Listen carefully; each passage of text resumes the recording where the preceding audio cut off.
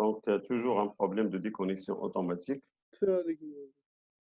car la version gratuite de Zoom ne dépasse pas 40 minutes. Alors, donc ici, j'ai dit il faut utiliser les accolades pour délimiter les deux instructions, car si le bloc contient plus d'une instruction, il faut le délimiter par des accolades. Et donc, c'est ce qu'il faut pour la fonction saisir. Est-ce qu'il faut ajouter quelque chose? C'est bon pour la fonction saisir? C'est bon. Voilà, donc pour son exécution, normalement, on va, donc au départ, on va initialiser i à 0. Donc i sera ici. Donc ça, c'est i. Voilà. Donc ça, c'est bien sûr au départ. Alors i initialisé à 0 et après, ij sera aussi initialisé à 0. Alors, pour i égale à 0, donc on va demander la note de l'étudiant, la première note de l'étudiant 1, du premier, voilà. Donc, la première note du premier étudiant, puisqu'ici, nous avons affiché J plus 1 et I plus 1. Et puis, on va incrémenter J. Donc, J devient ici. Et on va demander la note, la deuxième note de l'étudiant 1. Et puis, on incrémente J et on va demander la troisième note de l'étudiant 1. Et après, bien sûr, après avoir terminé la saisie des notes de l'étudiant 1, on va passer à l'incrémentation de I. C'est-à-dire, I va avoir la valeur 1. Et donc, grâce à I plus 1, on va demander la note 1 de l'étudiant 2. Parce que la valeur de I est 1, et ainsi de suite.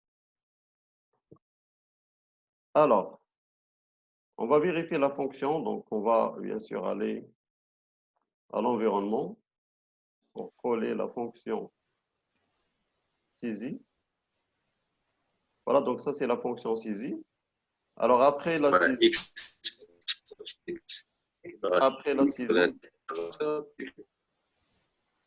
il faut développer la fonction afficher pour vérifier. Donc, on va développer aussi la fonction afficher pour vérifier si notre tableau est bien rempli. Alors, développons la fonction afficher. Void afficher.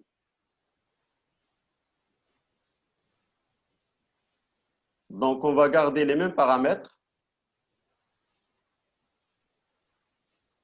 On va garder à peu près le même code. On va seulement, donc ici, supprimer print et remplacer ici scanf par print.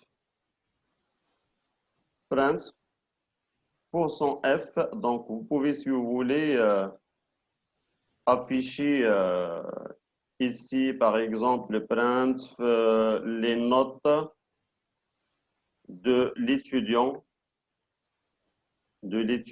pour son D, donc 2 points, anti/n, virgule, I plus 1.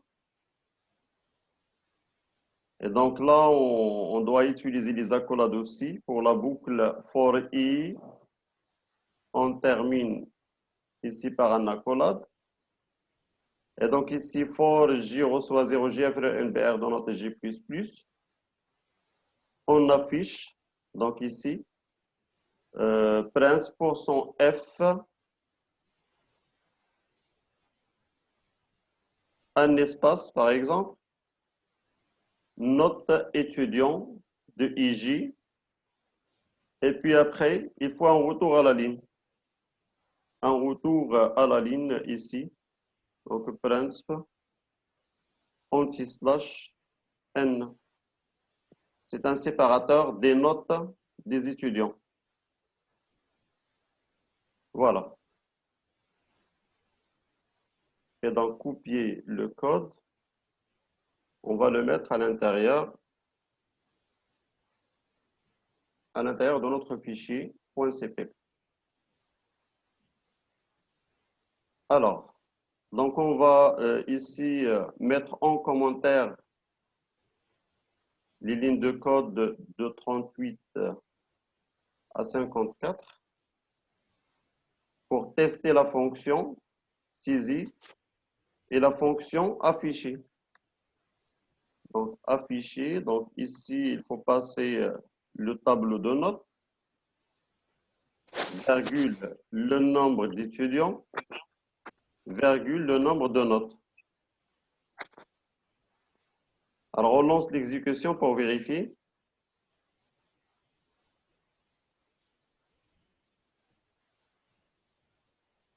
Alors, donc ici, 28 par exemple. Alors, entrez le nombre d'étudiants. Donc, le nombre d'étudiants, par exemple, est 3. Le nombre de notes pour chaque étudiant, 2, par exemple. Alors, entrez la note 1 de l'étudiant 1. Donc, je donne 10. Entrez la note 2 de l'étudiant 1, 14. Maintenant, entrez la note 1 de l'étudiant 2, parce que pour chaque étudiant, il y a 2 notes. 18. Et puis, 19. Et puis, donc ici, la note 1 de l'étudiant 3, 17. 15. Et voilà, donc les notes de l'étudiant 1, 10, 14. Les notes de l'étudiant 2, 18, 19. Les notes de l'étudiant 3, 17, 15. C'est bon? Oui. Avez-vous des questions?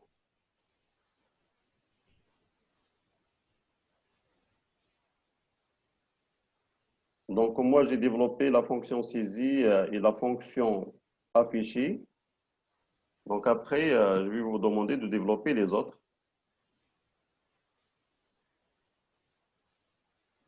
Alors, on va passer à la question suivante.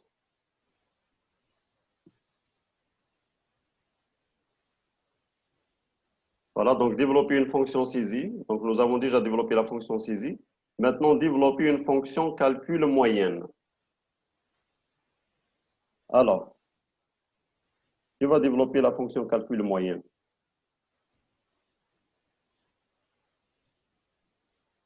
Est-ce qu'il y a un volontaire?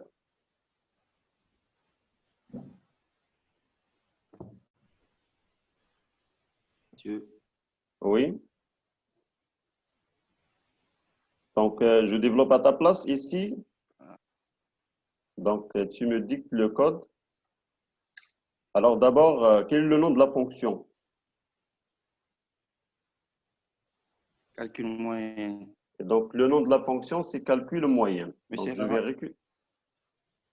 récupérer. Oui. Elle va rien renvoyer. Alors, il ne va rien Elle ne envoyer. renvoie Oui, rien. oui, il ne renvoie rien. C'est bon pour les autres? Et donc, le type de la fonction? Void. Void. Donc, le type de la fonction est void. Alors, le nom de la fonction d'après l'énoncé est calcul moyenne. Alors, donc on va développer la fonction void calcul moyenne. Quels sont les paramètres de cette fonction? Quelles sont les entrées de la fonction? La matrice des étudiants. Donc, la matrice de notes, donc on va faire copier-coller. Le nombre d'étudiants et le nombre de notes. Le nombre d'étudiants et le nombre de notes. Donc, faisons copier-coller.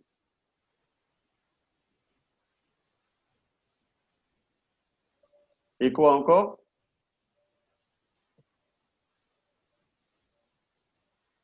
Est-ce qu'il y a d'autres...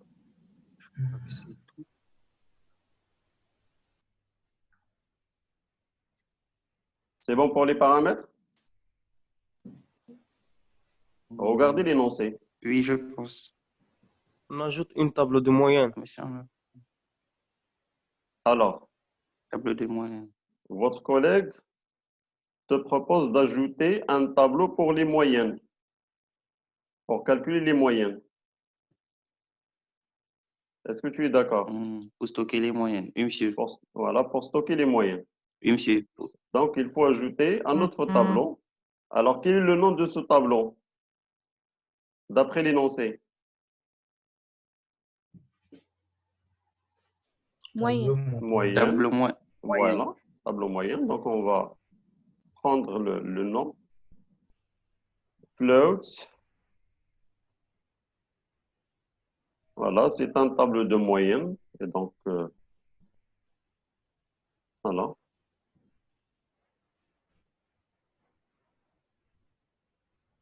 Alors,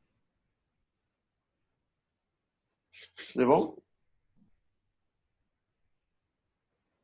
Oui, monsieur. Alors, on va développer maintenant la fonction.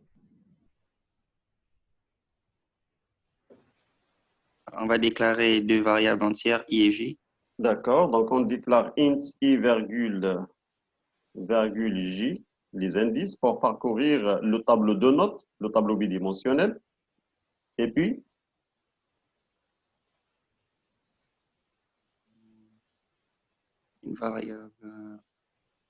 Une variable s pour bien la variable m directement pour la moyenne.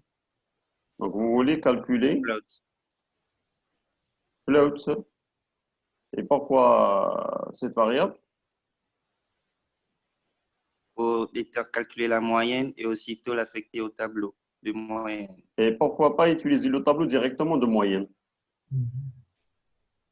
Est-ce qu'on peut Directement. Oui, c'est possible. Est-ce qu'on peut l'utiliser directement Oui. pour stocker les monsieur. moyennes? Et donc, c'est pas la peine Oui. de déclarer une autre variable. Ça, c'est pour la raison de l'optimisation. Monsieur, Oui, est-ce que c'était possible de créer une fonction moyenne? de faire quoi? De créer une fonction moyenne qui calculait directement la moyenne. Ah, c'est-à-dire, vous voulez une fonction moyenne. Oui, je demandais si on pouvait le faire Oui, on peut le faire. ou ça devait être compliqué. Oui, on peut le faire. C'est-à-dire, on développe une fonction ici, moyenne. Alors, cette fonction, est-ce qu'il va retourner quelque chose?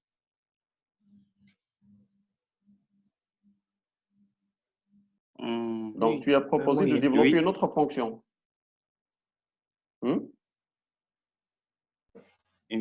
Qu'est-ce qu'il va retourner? La moyenne.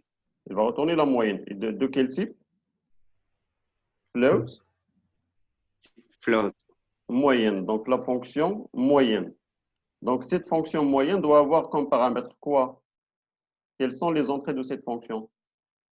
La Quoi? matrice des étudiants, La le nombre matrice, d'étudiants et la le nombre matrice de aussi? notes. La matrice aussi? Non, ce ne sera pas nécessaire. Juste le tableau de notes, je pense. Vous allez passer une matrice ou un tableau de notes? Tableau de notes. Un tableau de notes. Et donc, float, par exemple, note. C'est bon? Un tableau de notes. Un tableau unidimensionnel. Qu'est-ce qu'il faut passer encore? La taille. La taille Le nombre de du notes. tableau, le nombre de notes de type int. Int n, c'est le nombre de notes. Alors, et donc maintenant, comment procéder pour calculer la moyenne des notes?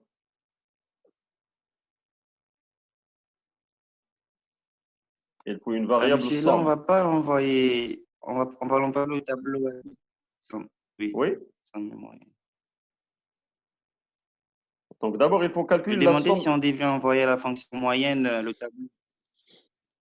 Comment ça? Tu parles de quoi? Continuons, monsieur. Est-ce que Je tu parles de vais le rappeler. l'utilisation? Oui, tu parles de l'utilisation de la fonction après. Oui, lorsqu'on va utiliser la fonction pour le calcul, on va courir le tableau à 2 dimensions ou le tableau à 1 dimension. On va passer un tableau à une dimension, bien sûr. D'accord. Parce que de la fonction, le tableau note étudiant est un tableau de tableaux, dont chaque élément est un tableau unidimensionnel. Alors d'abord, D'accord. terminons la fonction moyenne. Alors, comment calculer la moyenne? Il faut Pour une calculer la variable somme S, de notes. float S. Donc, float S, c'est la somme. Et une variable I pour parcourir le tableau I Int I. entier.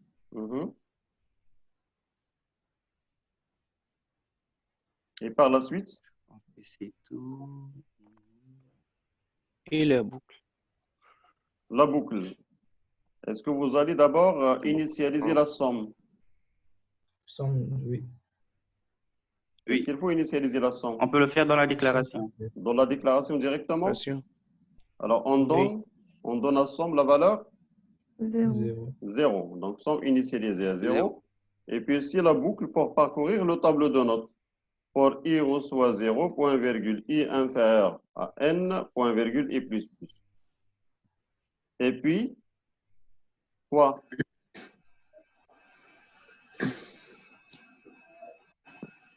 Et puis la somme? Somme égale à somme plus note.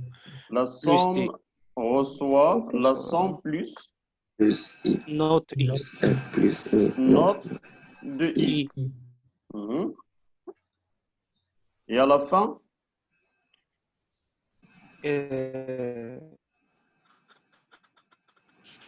Moyenne.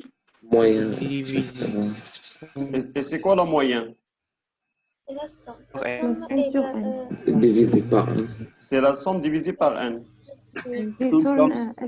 Retourner somme sur N. Et voilà, très bien. Donc, retourne somme sur N. C'est bon? Oui. Et donc, maintenant, on va passer à l'utilisation de cette fonction à l'intérieur de la fonction calcul moyenne. Donc, c'était la décision de Blake. Il nous a proposé de développer une autre fonction auxiliaire qui sera au service de la fonction calcul moyenne. C'est-à-dire, pour chaque étudiant, on va faire appel à cette fonction. Alors, comment procéder maintenant? Et donc maintenant, est-ce qu'on aura besoin de deux indices? Non. Pourquoi Etcher? Monsieur, Oui. vu qu'on a déjà calculé la moyenne, donc on n'a plus besoin du deuxième indice pour parcourir sur... Les éléments du tableau de notes. oui. Et donc, ce n'est pas la peine d'utiliser l'indice J pour parcourir le tableau de notes. Parce qu'on va le faire à l'aide de la fonction moyenne. Fonction auxiliaire. Et donc, on va utiliser seulement un seul indice. On va utiliser un seul indice, c'est l'indice I, pour parcourir les lignes. C'est bon? Oui, monsieur. Alors, maintenant, qu'est-ce qu'on va faire maintenant? For I reçoit 0, point virgule, I inférieur à quoi? Inférieur au nombre d'étudiants. Parce qu'on va le faire pour chaque étudiant. Et plus, plus. Et donc maintenant, on va remplir le tableau De moins. moyenne. Voilà le tableau moyen. On va le remplir. Pour chaque étudiant, n'est-ce pas? Donc le tableau, ça c'est la fonction, ça c'est notre fonction moyenne. Regardez la fonction moyenne, ça c'est notre tableau moyen. Et donc moyenne de I, c'est-à-dire la moyenne de l'étudiant, du premier étudiant, par exemple 0, et puis celle de l'étudiant 1, puis celle de l'étudiant 2, etc. Donc, reçoit l'appel à la fonction. Moyenne. L'appel à la Oui. fonction moyenne. Qu'est-ce qu'elle attend de la fonction moyenne? Elle attend un tableau de notes. Oui. Et c'est quoi ce tableau? C'est notre étudiant de quoi? C'est comme. C'est notre étudiant de I. C'est notre étudiant de I. Hmm. C'est notre étudiant de I. Et elle attend quoi? Le nombre de notes. C'est Et donc, on passe ici le nombre de notes. Monsieur, je n'ai pas compris la notation note étudiant de I. Alors, notre étudiant de I, donc notre étudiant de 0. Ça, c'est le premier tableau de notes. D'accord. C'est le premier tableau de notes. Donc, ici, note va avoir une adresse. Et donc, il va avoir l'adresse du premier tableau de notes. Si I égale à 0, si I égale à 1, il va avoir l'adresse du deuxième tableau, etc. C'est bon? Oui, monsieur. Et donc, je pense que maintenant, le code est devenu simple avec l'usage de la fonction moyenne. Alors, donc, je vous propose maintenant de développer une fonction affichée pour afficher les éléments d'un tableau unidimensionnel, pour qu'on puisse tester la fonction calcul moyenne.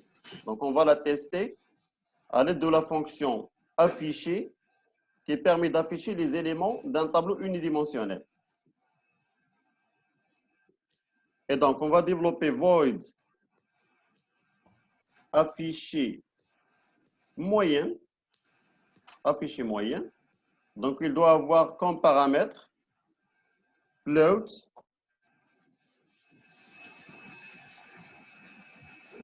moyenne virgule int NBR étudiant, le nombre d'étudiants.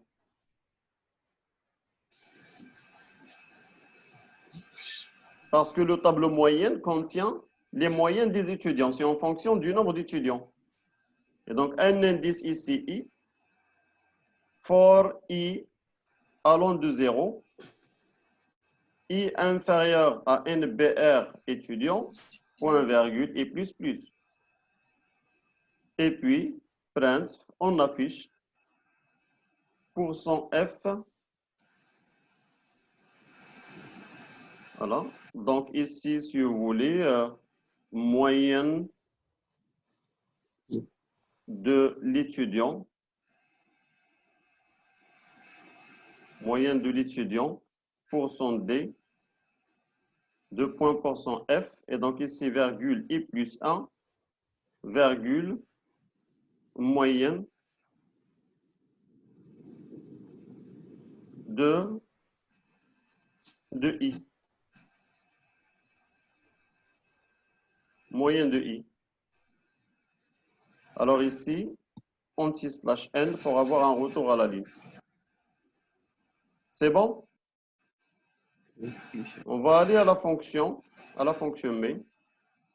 Ici, on affiche les notes et puis on va calculer la moyenne de chaque étudiant à l'aide de la fonction calcul moyenne et qui elle-même profite de la fonction moyenne pour calculer la moyenne de chaque étudiant.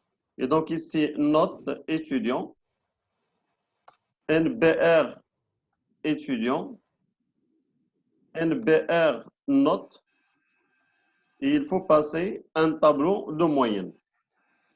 Le tableau de moyenne est déjà déclaré. Voilà.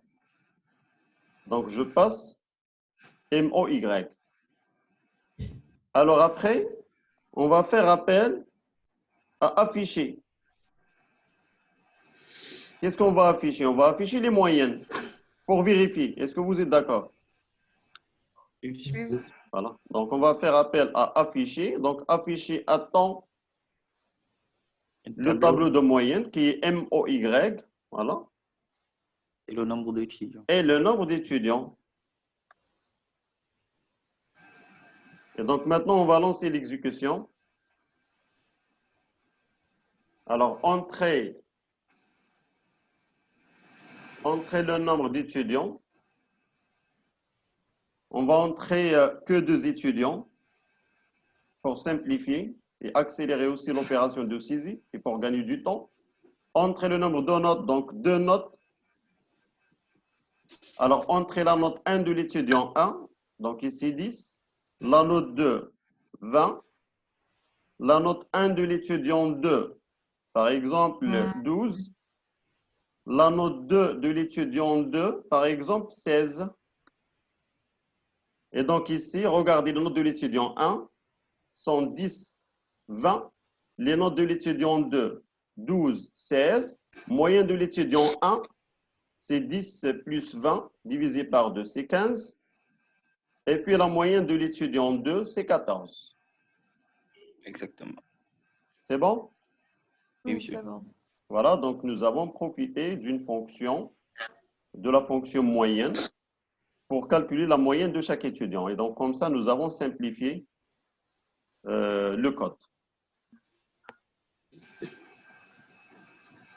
Il y a des questions?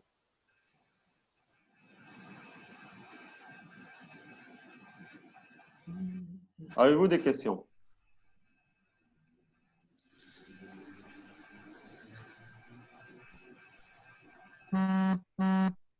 Et donc, si vous n'avez pas de questions, on va passer à la monsieur. question. Oui?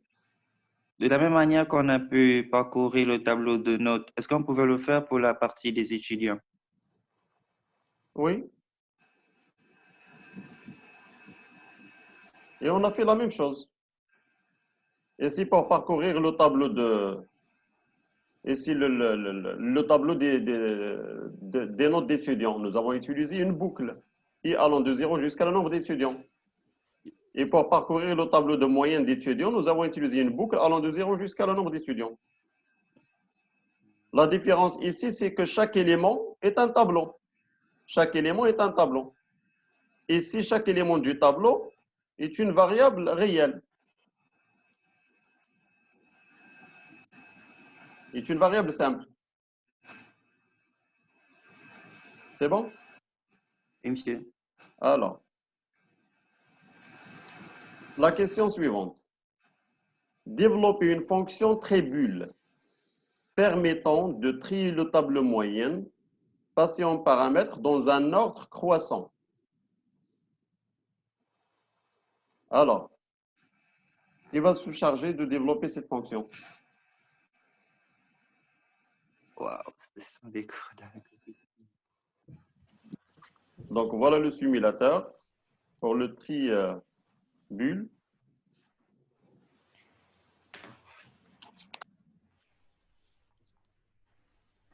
Et déjà, voilà le principe. Nous avons un exemple d'un tableau ici.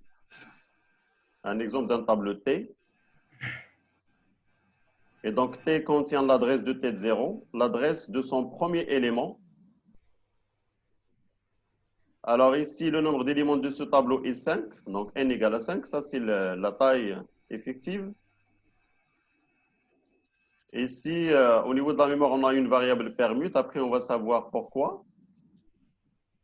Et l'indice, un emplacement pour l'indice i. Alors, quel est le principe du triabule? Le triabule consiste à comparer les éléments consécutifs. Voilà la comparaison ici. On compare 5 avec 2, des éléments consécutifs. Et à les permuter si l'ordre recherché est violé. Nous, qu'est-ce qu'on cherche? On cherche à avoir,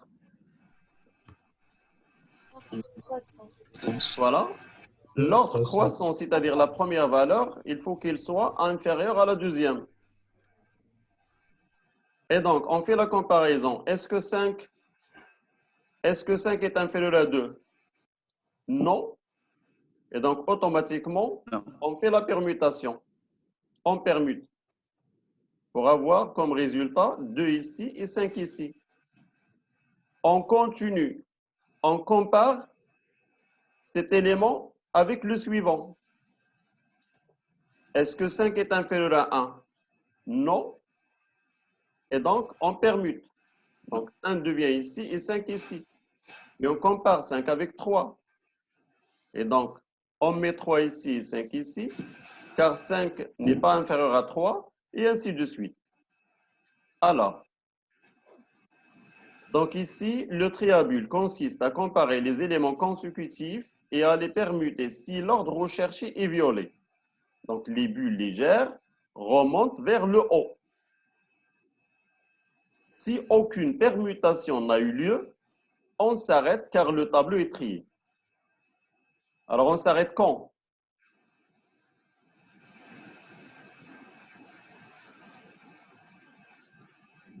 Si aucune permutation n'a eu lieu. Si aucune permutation n'a eu lieu. C'est pour cette raison, ici, j'ai réservé un emplacement pour une variable permute. C'est une variable qui va avoir soit la valeur 0, soit la valeur 1. Alors, si la valeur est 1, c'est-à-dire une permutation a eu lieu. Et dans le cas contraire, c'est-à-dire il n'y avait pas de permutation. Et donc, on s'arrête si aucune permutation n'existe. C'est bon? Oui, c'est bon, monsieur. Oui, monsieur. Alors, qui va Oui. se charger du code? Qui va se charger du code? Alors, d'abord, on va récupérer le nom de la fonction. Le nom de la fonction, c'est tribule. Tribu.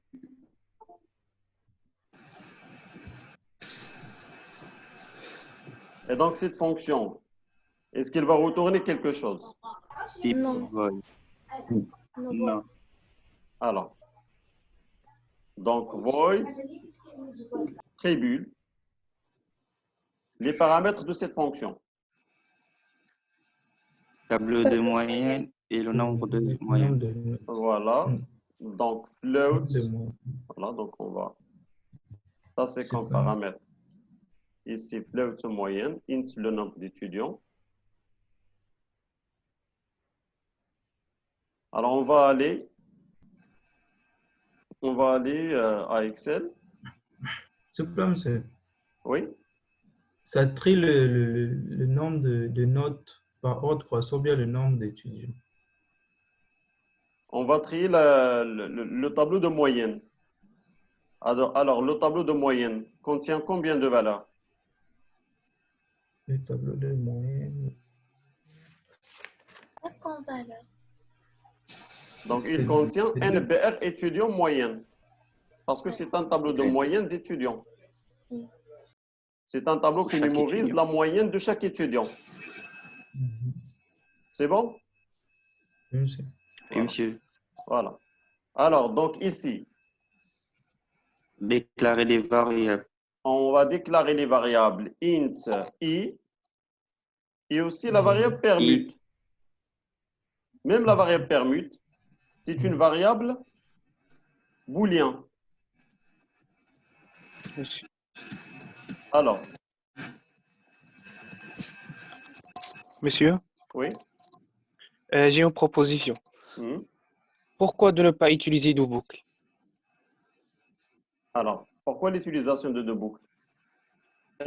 Une boucle qui va parcourir le tableau de dernière case aux premières passes, aux Mhm. premières cases. Et une autre boucle qui va aller au contraire, du première case à la case de i. Puis, on va essayer de voir est-ce qu'on a la permutation. Si c'est 1, on va faire la permutation. Sinon, on va pas faire la permutation. D'accord. Alors, nous, qu'est-ce qu'on cherche maintenant? On cherche à traduire ce principe qui est là. Vous voyez le principe? Oui, On cherche à traduire le principe. C'est-à-dire, qu'est-ce qu'on va faire? d'accord. On va comparer. On va faire des comparaisons. Oui, On va comparer les éléments A et consécutifs. A. Donc, il faut une boucle pour la comparaison. Oui. Et il faut aussi une autre boucle. Donc, il y a la boucle qui assure les comparaisons. CJ. Voilà. Une boucle qui permet donc de continuer Les itérations. cette série de permutations si, I. si une permutation a eu lieu. Oui. Et donc, c'est-à-dire, au départ, qu'est-ce qu'on va faire? On va faire do, par exemple, while. Regardez ici. Alors, et si je compare 5 avec 2, je trouve que 5 est supérieur à 2. Et donc, je mets 2, 5. Après, on va continuer. Je compare 5 avec 1, c'est-à-dire T2 1 avec T2 2. On fait la permutation. Donc, ici 1, ici 5. Je compare T2 2 avec T2 3. 3, 5. Après, je compare T2 3 avec T2 4. Et donc, ici 4, ici 5. Est-ce que le tableau est bien trié? Non. Non. Non, Non. n'est pas bien trié. Alors, quelle est la valeur de permute ici? Il y avait des permutations, n'est-ce pas? Oui. Oui. Et donc, la valeur est 1. Un. Oui. Et donc, puisque la 5 valeur et de 24. permute est 1, il faut continuer Les la série des permutations. comparaisons. Et Oui. en commençant à partir de l'indice 0. Alors, on vérifie. Est-ce que T2 0 est inférieur à T2 1? Non. Mais d'abord, s'il vous plaît, avant de commencer les comparaisons, il faut réinitialiser permute. Donc, permute doit devenir 0. C'est-à-dire, on va supposer qu'il n'y aura pas de permutation par la suite. Oui. C'est bon? Je donne 0. C'est-à-dire, je suppose qu'il n'y aura pas de permutation. C'est-à-dire, je suppose que mon tableau est bien trié. Je refais la comparaison. Est-ce que T de 0 est inférieur à T de 1? Non. Est-ce que T de 0 est inférieur à T de 1? Non. Non. C'est-à-dire, Non. on va permuter. Permettez. Alors, Oui. ici 1, ici 2. Automatiquement, permute maintenant devient 1. Est-ce que vous êtes d'accord? Oui. Parce qu'une permutation a eu lieu. On continue. Est-ce que T de 1 est inférieur à T de 2? Oui. Est-ce que Oui. T de 2 est inférieur à T de 3? Oui. Est-ce que T de 3 est inférieur à T de 4? Oui. Oui. Oui. Oui. Alors, quelle est la valeur de permute? C'est Alors, Un. est-ce que le tableau est trié?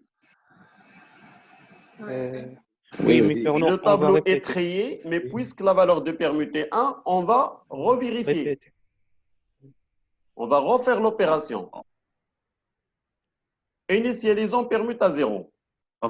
Avant de refaire l'opération. Avant de refaire l'opération, on initialise permute à 0. Alors, est-ce que T de 0 est inférieur à T de 1? Oui. C'est-à-dire, on ne va pas changer la valeur de permute. Est-ce que T de 1 est inférieur à T de 2? Oui. Oui. Est-ce que T de 2 est inférieur à T de 3? Oui. Est-ce que T de 3 est inférieur à T de 4? Oui. Quelle est la valeur de permute? C'est 0. Et donc là, on va s'arrêter. C'est-à-dire, ici, à l'intérieur de do, il faut initialiser permute à 0. Permute reçoit 0. Et après, une boucle. For I reçoit 0. I inférieur à quoi? Nombre étudiant. À NBR. NBR. Hmm.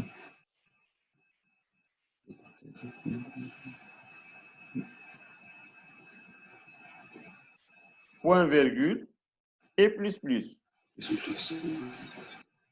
Après,